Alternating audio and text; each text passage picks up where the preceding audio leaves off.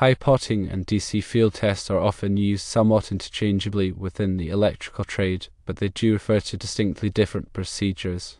High potting, also referred to as an alternating current withstand test, applies a high alternating current voltage, typically between 5 kV and 15 kV, to a cable or electrical system for a brief duration, often 1 minute.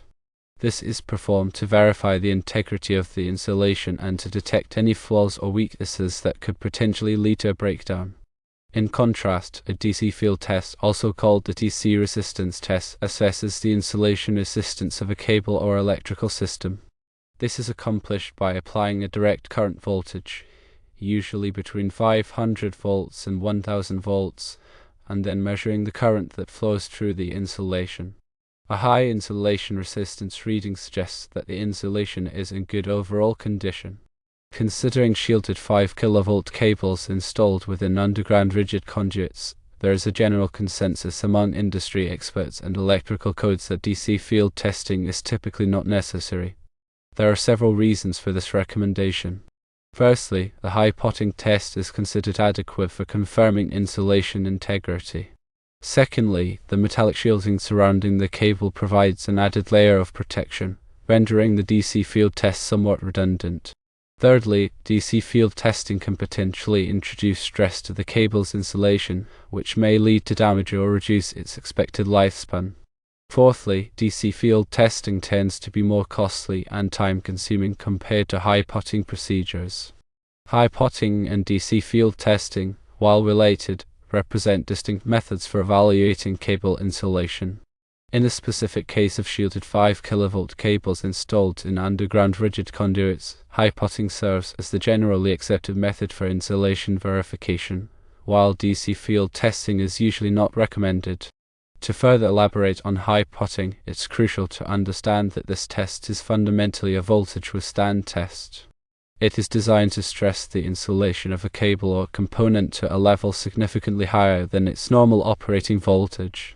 The goal is to ensure that the insulation can withstand transient overvoltages and other abnormal conditions without failing. During a high pot test, the applied voltage is gradually increased until the specified test voltage is reached. This voltage is then maintained for a predetermined period, typically 1 minute. If the insulation is sound, it will withstand the applied voltage without breaking down. If, however, there is a weakness or defect in the insulation, it may fail, resulting in a breakdown. This breakdown can manifest as a sudden drop in voltage, a surge in current, or an audible arc. The high pot test is a valuable tool for identifying potential insulation problems before they can lead to equipment failure or safety hazards. It is important to note that high pot testing should be performed by qualified personnel who are familiar with the test procedures and safety precautions. It is also essential to use calibrated test equipment and to follow the manufacturer's instructions. Now let's delve deeper into DC field testing. This method focuses on measuring the insulation resistance, which provides an indication of the insulation's condition. Insulation resistance is the opposition that the insulation offers to the flow of direct current. A high insulation resistance indicates that the insulation is effectively preventing current leakage, while a low insulation resistance suggests that the insulation may be contaminated, damaged, or deteriorated. During a DC field test, a direct current voltage is applied to the cable or component under test. The resulting current flow is then measured, and the insulation resistance is calculated using Ohm's law, which states that resistance equals voltage divided by current. Insulation resistance is typically measured in megohms or gigohms. The measured insulation resistance value is then compared to a minimum acceptable value, which is typically specified by the manufacturer or by industry standards. If the measured value is below the minimum acceptable value, it indicates that the insulation is in poor condition and may need to be repaired or replaced. DC field testing can be a useful tool for monitoring the condition of insulation over time. By periodically performing DC field tests and tracking the insulation resistance values, it is possible to identify trends that may indicate impending insulation failure. This allows for proactive maintenance to be performed, preventing costly equipment downtime and improving overall system reliability. However, as mentioned earlier, DC field testing is not generally recommended for shielded 5 kilovolt cables installed in underground rigid conduits.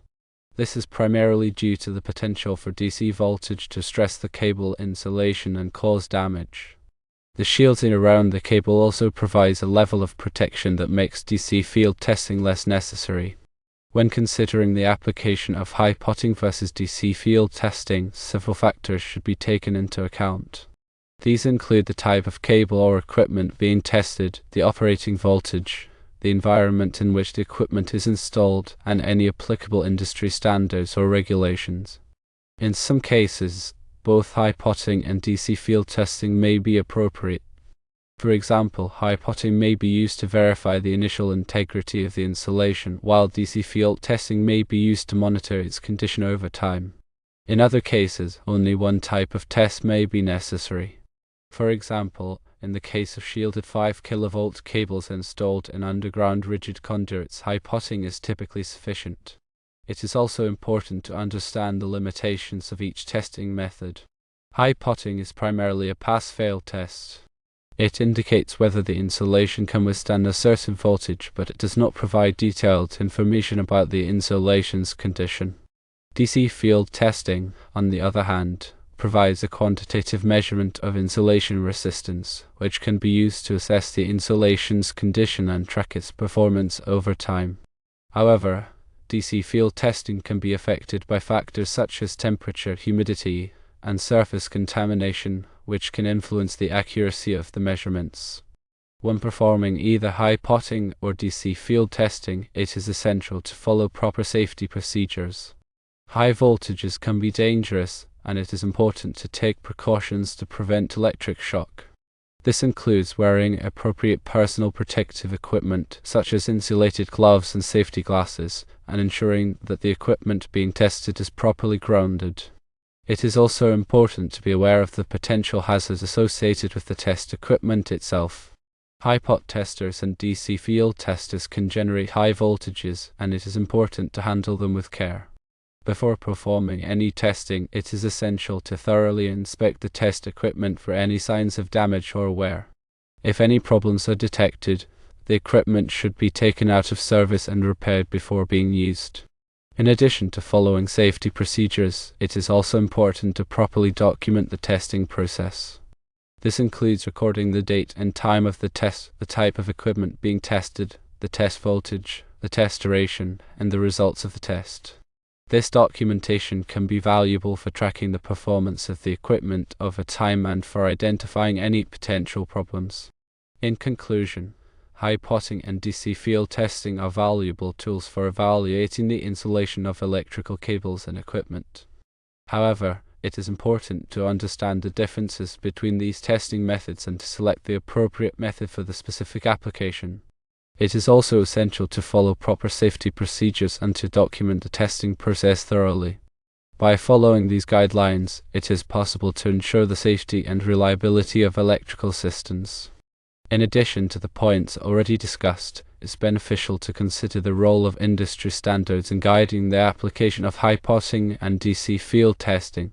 Organizations such as the Institute of Electrical and Electronics Engineers, or IEE, and the National Electrical Manufacturers Association, or NEMA, develop standards that provide recommendations for testing and maintenance of electrical equipment. These standards often specify the test voltages, test durations, and acceptance criteria for high potting and DC field testing. Adhering to these standards can help to ensure that testing is performed consistently and reliably. Furthermore, it's important to recognize that the specific requirements for high potting and DC field testing may vary depending on the application and the local electrical codes. It's always advisable to consult with a qualified electrical engineer or technician to determine the appropriate testing procedures for a given situation. Another important aspect to consider is the impact of environmental factors on insulation testing. Temperature, humidity, and contamination can all affect the accuracy of test results. For example, high humidity can lower the insulation resistance, leading to inaccurate readings. Similarly, surface contamination can create leakage paths that can affect the test results. To minimize the impact of environmental factors, it's important to perform testing under controlled conditions whenever possible. This may involve using specialized test chambers or performing testing at a specific time of day when the temperature and humidity are stable. It's also important to clean the equipment being tested to remove any surface contamination. When interpreting test results, it's important to consider the potential impact of environmental factors. If the test results are questionable, it may be necessary to repeat the test under more controlled conditions. In addition to high potting and DC field testing, there are other methods that can be used to assess the insulation of electrical cables and equipment. These include partial discharge testing, dissipation factor testing, and time domain reflectometry. Partial discharge testing detects the presence of small electrical discharges that can occur within the insulation. These discharges can be a sign of insulation degradation and can eventually lead to insulation failure. Dissipation factor testing measures the energy loss in the insulation. This loss is typically caused by dielectric losses, which are related to the molecular structure of the insulation. An increase in the dissipation factor can indicate that the insulation is deteriorating. Time domain reflectometry sends a pulse of energy down the cable and measures the reflections that occur. These reflections can be used to locate faults or other anomalies in the cable. Each of these testing methods has its own advantages and disadvantages. The choice of which method to use will depend on the specific application and the type of information that is needed. In some cases, a combination of testing methods may be used to provide a more comprehensive assessment of the insulation. As technology advances, new and improved methods for insulation testing are being developed.